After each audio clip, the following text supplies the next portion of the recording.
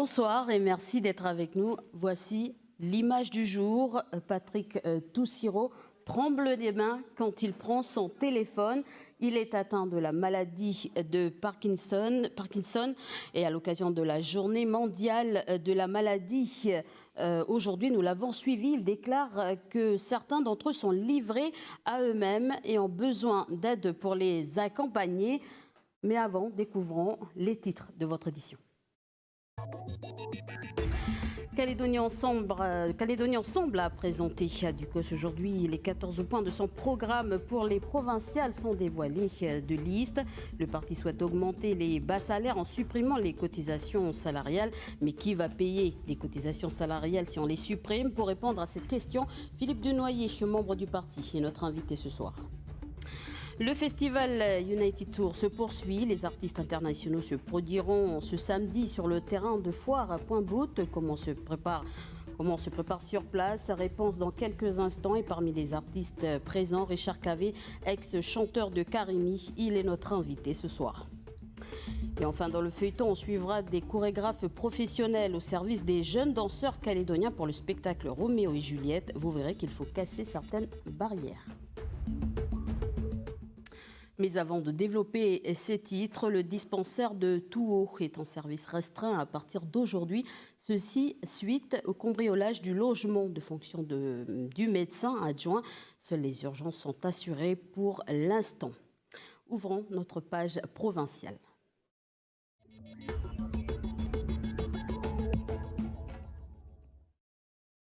Social, économie ou encore nickel, Calédonie Ensemble a présenté aujourd'hui à Ducos les points de son programme pour les provinciales sont dévoilés de liste. Un programme dévoilé après les résultats de sa consultation citoyenne. Pour en parler ce soir, Philippe Denoyer, membre du parti. Bonsoir. Bonsoir. Alors, vous proposez l'augmentation des bas salaires en supprimant les cotisations salariales. Où trouver l'argent pour payer les cotisations salariales s'ils sont supprimés? Et en fait, il y a un système très simple à mettre en place qui a été travaillé pendant 3-4 ans par les partenaires sociaux et le gouvernement, qui s'appelle un système pour améliorer la compétitivité sociale des entreprises. Ça veut dire quoi précisément? Ça veut dire lutter contre l'absentéisme médical abusif, contre les absences injustifiées, et annualiser le temps de travail. Autrement dit, plutôt que d'avoir des salaires qui sont versés à des personnes absentes pour de mauvaises raisons, bien ces salaires vont être servis à des salariés qui seront actifs dans les entreprises. L'ensemble des absences injustifiées, le coût que ça représente, c'est environ une 50aine de milliards. Le coût de la suppression des exonérations salariales pour les personnes au SMG, c'est 2,4 milliards. Donc vous voyez qu'on a une cible beaucoup plus large et qui suffirait d'un tout petit peu d'effort pour à la fois ramener au travail, rétablir quelques situations qu'on connaît tous qui sont en dehors des clous avec des arrêts de travail abusifs et puis un absentéisme plutôt du lundi et du vendredi qu'on pourrait corriger. Et puis pour l'entreprise c'est gagnant, pour le salarié c'est gagnant puisqu'il va gagner pour celui qui est au SMG 15 000 francs net par mois, c'est-à-dire 10% de pouvoir d'achat. Et l'entreprise va récupérer aussi des salariés qui seront actifs dans l'entreprise, qui produiront plus, la société sera plus compétitive, elle gagnera plus d'argent, elle pourra investir, elle pourra employer et tout le monde s'y retrouvera. On va reparler justement de l'entreprise, mais avant pour revenir justement sur cette augmentation des bas salaires donc avec la suppression des cotisations salariales, la CAFAT à travers M. Kabar a répondu que ce n'est pas suffisant. Oui, mais M. Kabar a fait une erreur. D'abord, M. Kabar a pensé que la CAFAT n'allait pas être compensée de ces baisses de cotisations et malheureusement pour M. Kabar, c'est faux puisqu'un texte oblige la Nouvelle-Calédonie à compenser toutes les exonérations de cotisations à la CAFAT. Donc la CAFAT peut être tranquille et M. Kabar fait une deuxième erreur en pensant que nous visions les sommes qui sont allouées aux personnes absentes. 1,8 milliard alors qu'on demandait 2,4 milliards, mais ce n'est pas ça du tout. On dit juste la compétitivité sociale des entreprises, c'est une cible de 50 milliards. À l'intérieur, il sera facile de trouver les 2,4 milliards pour compenser cette baisse de cotisation. Alors, toujours dans le social, vous souhaitez créer une allocation familiale petite enfance, une mesure qui a un coût de 830 millions de francs. Et donc, elle serait financée par une revalorisation de 5%, c'est ce que vous dites, de la contribution sociale additionnelle à l'impôt des sociétés. Est-ce qu'on est en train d'étouffer les entreprises? Certaines se plaignent déjà. Oui, bien sûr, mais cette CSA, cette contribution sociale additionnelle, je rappelle qu'elle a été mise en place en 2004 par Marie-Noëlle Tembrot pour financer les allocations familiales de solidarité.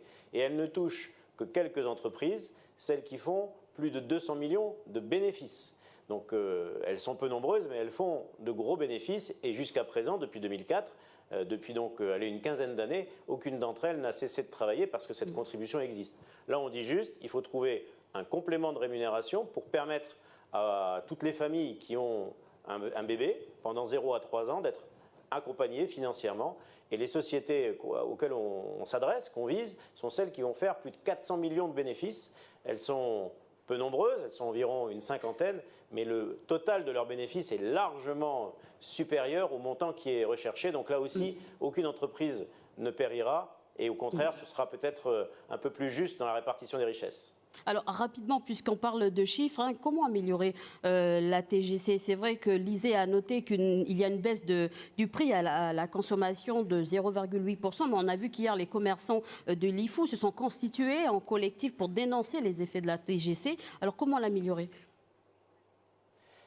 Alors il faut l'améliorer au quotidien. C'est une réforme, je rappelle, d'une très grande ampleur pour la Nouvelle-Calédonie. On a bougé 53 milliards de recettes fiscales, un tiers de nos recettes.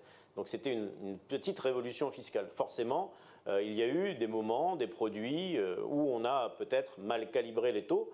Mais je crois que ce que disaient les commerçants des îles, c'était plutôt que le système d'encadrement des marges devait être revu.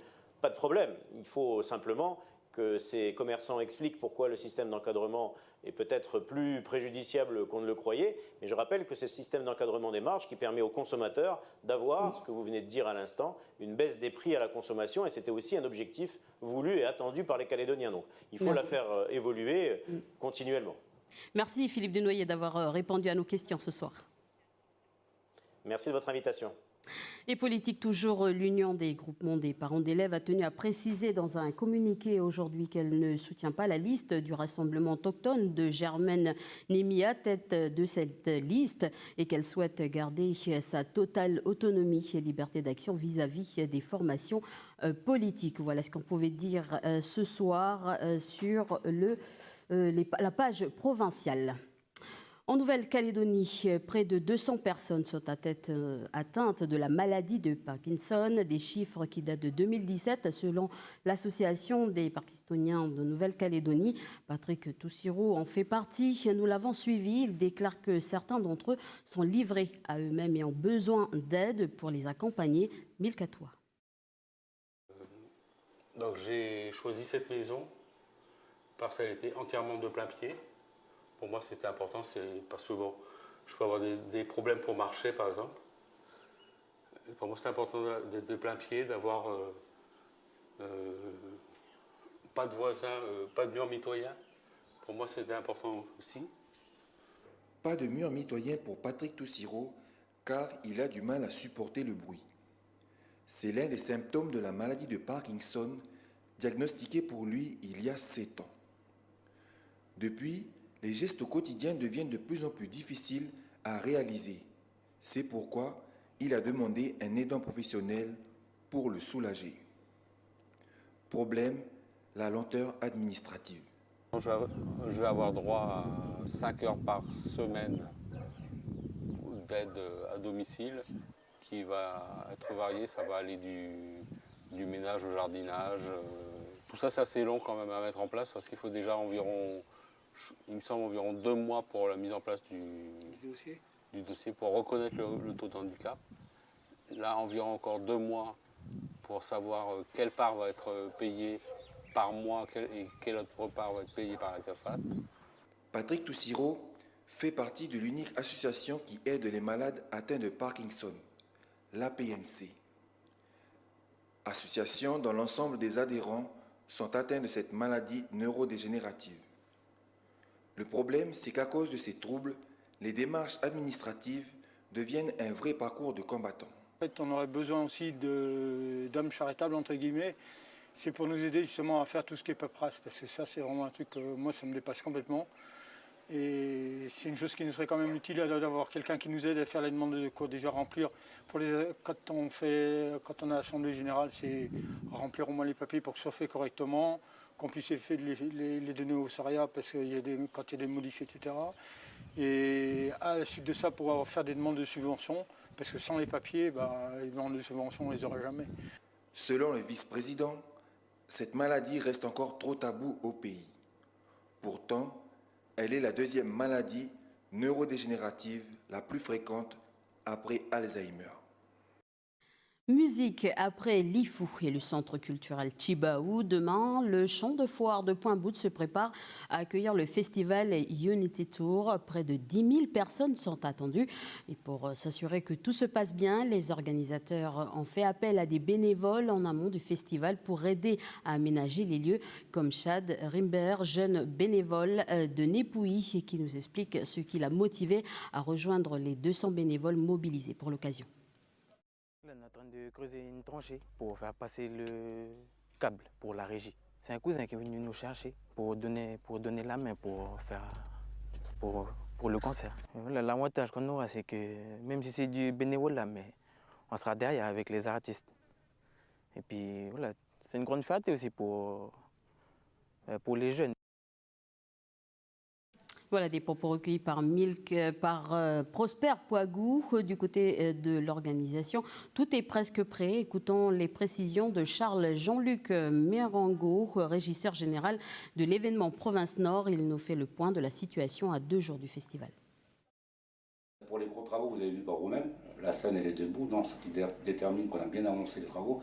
Autour de cela, d'ici demain soir, vendredi, c'est l'habillage complet du site là. Donc les signalétiques, les emplacements des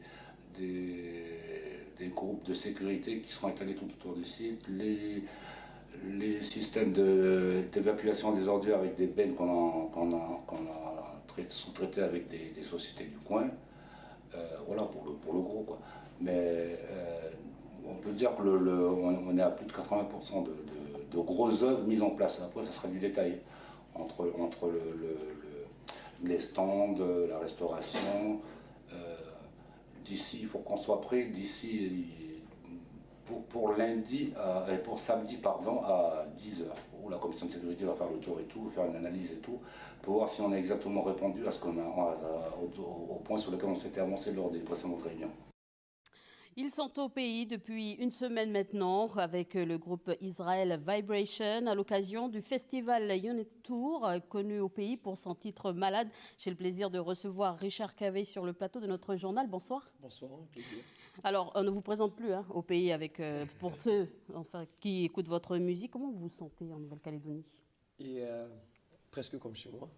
C'est sûr qu'il y a le soleil. Et cette fois-ci, j'ai la chance de visiter le nord et Nouméa. Et puis, bon, je souhaite que je vais voir l'île des Pinceaux. Et je suis chez moi quand même. Et comment vous trouvez le pays, justement, 6 ans après votre venue en Nouvelle-Calédonie? Il y a beaucoup de choses qui ont changé. Comme quoi, par exemple? D'ailleurs, les hôtels l'hôtel que j'étais venu avant, ça n'existe plus. C'est un autre hôtel. Et je pense que... tu sais, j'ai pas eu la chance vraiment de visiter Nouméa avant, mais j'ai été près de l'aéroport et je vois que vous construisez, je sais pas si c'est des tramways, qu'il n'y avait pas du tout à l'époque où je venais. Vous êtes en construction et pour moi, ça a beaucoup changé. Ça a beaucoup changé. Alors, il y a une phrase qui vous a choqué en Nouvelle-Calédonie, c'est la terre ne nous appartient pas, mais c'est plutôt on appartient à la terre. On appartient à la terre. Parce que, tu sais, je vis aux États-Unis. Et j'ai grandi peut-être avec une mentalité américaine, si vous voulez. Je ne veux pas dire américaine, mais haïtienne, qui a continué américaine. Avant, les Américains, c'est l'argent, avant. Et après, c'est le partage, si tu veux. Et par contre, ici, l'argent n'est pas primordial.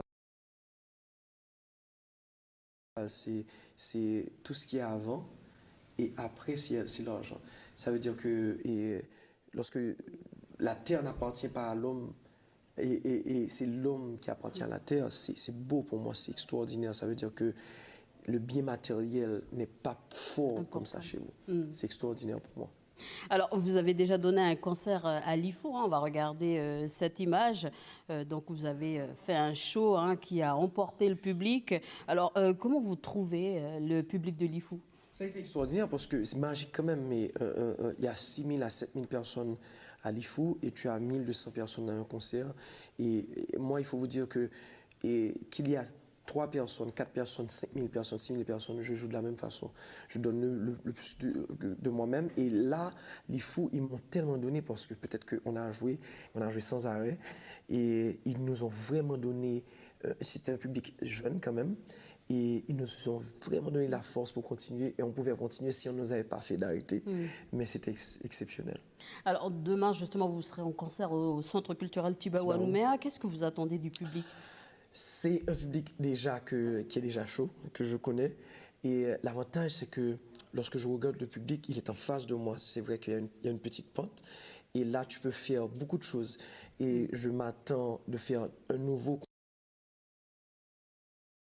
concert qui soit différent de l'IFU.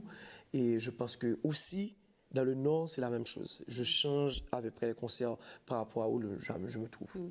Alors, vous pouvez nous faire un petit a cappella juste pour notre public et ensuite vous annoncer vos concerts vendredi et samedi. Et je ne fais pas la cappella sans toi qui ne chantes pas avec moi. D'accord, si tu veux. Voilà.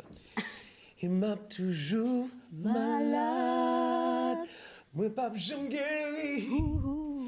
Même si vous aimez moi, moi qu'on aurait même tout. Malade, moi pas j'aime guéri. Merci Richard Kavé, merci beaucoup. Un plaisir, un plaisir. Voilà, je rappelle demain soir au Centre culturel Tjibaou et samedi soir, Richard Kavé qui sera en concert avec Israel Variation pour le festival Tour Unity. Je rappelle que samedi, c'est à Point-Bout. Merci. Et dans le feuilleton de la semaine, on suivra des chorégraphes professionnels au service des jeunes danseurs calédoniens pour le spectacle Roméo et Juliette. Vous verrez qu'il faut casser certaines barrières. Le reportage de Duke Menango.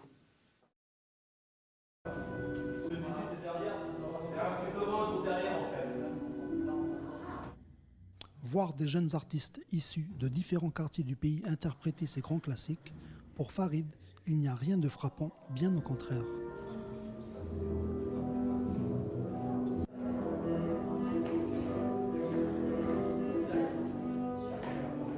Qu'on soit éloigné de cette culture ou pas, ça nous appartient comme patrimoine. Et je ne vois pas au nom de quoi l'opéra, comme les grandes œuvres classiques, ne nous appartiendrait pas à nous aussi, issus du hip-hop ou de culture populaire. Ces résidences sont aussi des ateliers de formation et de professionnalisation pour ces 16 danseurs qui sont rémunérés pour leurs prestations. La ponctualité aux répétitions et aux formations est donc de rigueur. Le public que tu as. Alors là, c'est marrant parce que ça me rappelle nous au début du hip-hop, c'est-à-dire on n'était pas structuré, jamais à l'heure, mais en même temps une énergie folle, c'est-à-dire un engagement total dans sa pratique.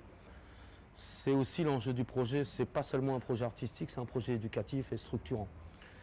Donc oui, en effet, on n'a pas les mêmes modes de vie, les mêmes rythmes de vie. Il y a des danseurs qui sont à pied, qui doivent mettre un peu plus d'une heure pour arriver ici, avec des histoires familiales complexes. Donc ça, c'est des trucs sur lesquels on est obligé de tenir compte. On ne peut pas d'un bloc décider que du jour au lendemain, on commence à l'heure, c'est un projet professionnel et voilà.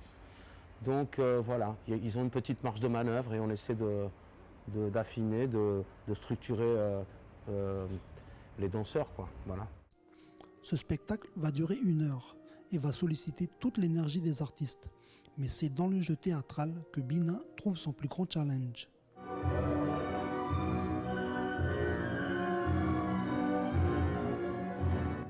C'est compliqué de faire montrer l'amour alors que t'as pas trop d'amour pour la personne qui fait Roméo. Du coup, pour moi, il faut travailler mon visage, mon corps spirituel en fait. Et c'est très compliqué à manipuler tout ça. Moi et les filles d'ici, ils sont un peu trop sauvages. Ils tapent leur mari, du coup, c'est ce qui m'arrive des fois à faire Roméo et Juliette. À taper Roméo, je le tape tout le temps. Et bah oui, c'est très compliqué en fait. C'est parce que comme tu as trop une mentalité d'ici, du coup c'est un peu genre t'es mon pote, hey mon pote viens. C'est un peu compliqué pour moi de faire T'es mon amoureux, mais non en fait. C'est très space. Je dois être concentrée sur tout mon corps et ma fluidité avec la personne. Il faut que je travaille avec lui. C'est compliqué un peu, comme il a des bases aussi qu'il ne connaît pas.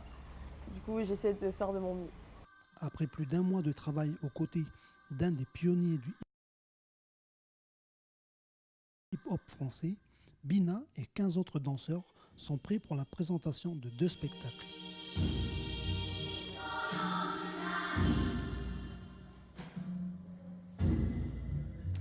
Voilà un reportage de Duke Menango.